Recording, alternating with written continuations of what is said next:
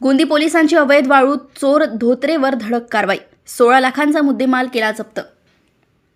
Police Thane Gondi हद्दीत 14 October रोजी पहाटे 3 वाजताच्या सुमारास शहागड येथील जिल्हा परिषद शाळेच्या समोर एका ट्रॅक्टरच्या ट्रॉलीमध्ये चोरटी वाळू भरीत आहे अशी माहिती गोंदी पोलीस ठाण्याचे प्रभारी अधिकारी API श्री खांडेकर साहेब यांना मिळाली.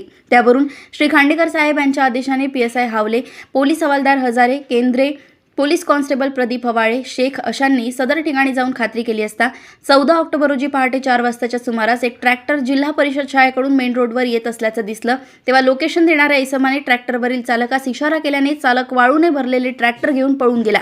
तेव्हा पोलिसांनी लोकेशन देणारा इसम नामे संदीप रमेश धोत्रे याला विचारपूस करून त्याला ताब्यात घेऊन त्याच्या ताब्यातून एक सेल्टन्स कार, एक मोबाईल मिळून आला. त्यावर पोलीस ठाणे गोंदी येथे लोकेशन देणाऱ्या इसमावर संदीप रमेश धोत्रे व ट्रॅक्टर पळवून येणाऱ्या इसम हरिचंद्र लहू धोत्रे राहणार शहागड तालुका अंबड याच्या विरुद्ध गुन्हा दाखल करून यांना अटक करण्यात आली असून त्यांच्यावर कार्यवाही करण्यात आली असून त्यांच्याकडून 16,500,000 रुपयांचा मुद्देमाल जप्त करण्यात आलाय.